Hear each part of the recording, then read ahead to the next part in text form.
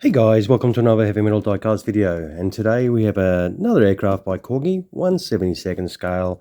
It is from the Aviation Archive, and it is a English Electric Lightning F.MkII. And the English Electric Lightning was a British-made supersonic all-weather interceptor, first entering RAF service in 1960. English Electric would later become the British Aircraft Corporation, or BAC, and these would be known as the BAC Lightnings. These aircraft would see service use from its introduction in 1960 until its retirement from the RAF in 1988, with around 377 aircraft made in all variants. So this comes in its standard sort of Corgi sort of box. The landing gear for if you want to have gear down, the typical standard. It does have some information on the flap here, details about the particular aircraft and some specifications and all that normal Corgi stuff. This was primarily used by Britain, and it was only operated by two other countries. One, the Royal Saudi Air Force, and the Kuwait Air Force, and they operated them in very small numbers.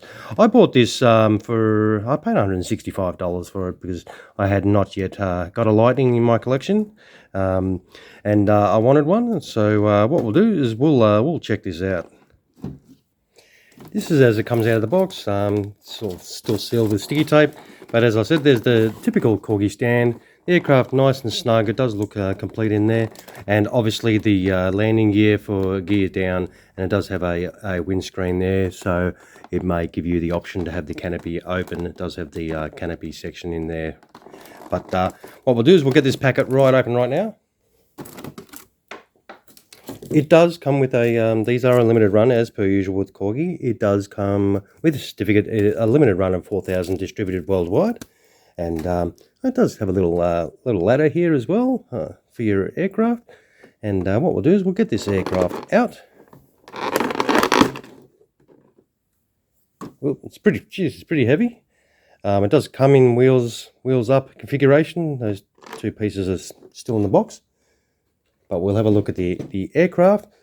Well, we've got her on our back already, so we'll look underneath straight away first. And it's a nice silver underneath. Obviously, that's where your landing gear is going to go. And there, and the front nose wheel there. And obviously that's where the Corgi stand will be inserted into. But overall, the actual details itself are really nice on this. The panel lines, it does have its armament on there already, which is really good. Saves me having to sausage finger anything. But the underneath, it does look fairly neat, fairly nice, and reasonably shiny. But we'll flip her over right side up and have a look. It's all in a sort of a solid olive green. And we'll have a look at the front. It does have a nice bit of tube there. It does have some front detail in there. It is quite well detailed. Hopefully you can see. We'll have a look at those panel lines on there, and you can see the detail in the wings and along the fuselage there. It's got some reasonably nice detail in there. The actual cockpit does have a pilot in the aircraft there. And as I said, that canopy probably does come in the open position because it does come with a second canopy section, most likely to have that in the open position. And the details on the front are quite nice. Very, very well detailed. It is a Corgi build, the usual sort of Corgi detail in it. The tail markings there are quite nice. They do look very, very exquisite on the tail there.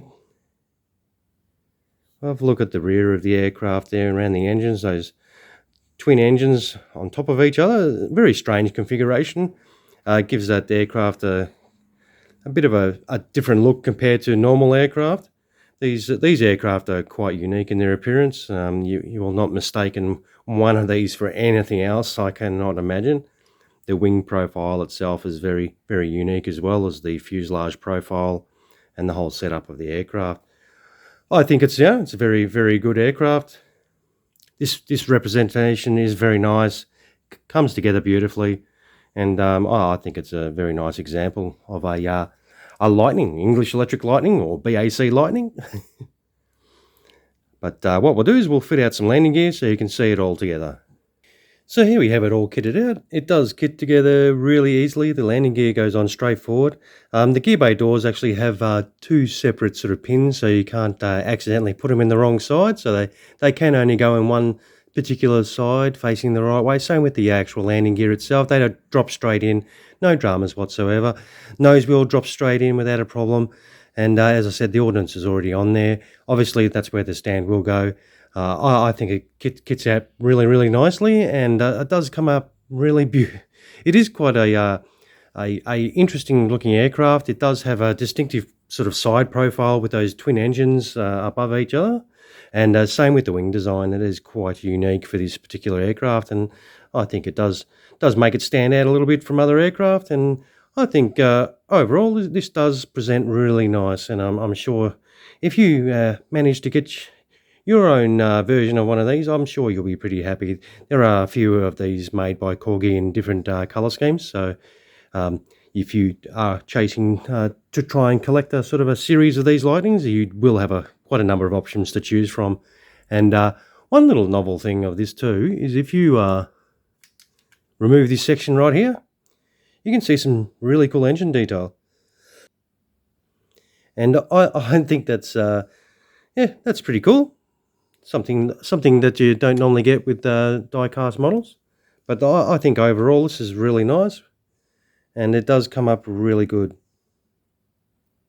I'm sure you'll be very happy with it. We'll just put her down on the deck gently.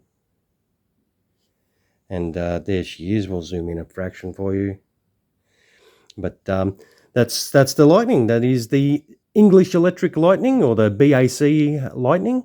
So once again, this is 1/72nd scale. It is by Corgi. It's from the Aviation Archive.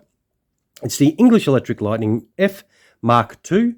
XN779 is the actual number for the aircraft, and it's from the 19th Squadron from the RAF of August 1973.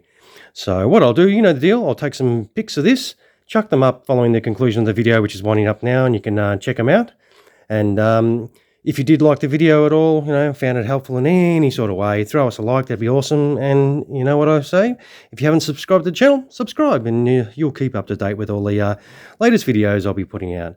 All right, guys, thank you so much once again for checking out another one of my videos. I hope you did enjoy it, and you have a great rest of your day. Cheers, guys.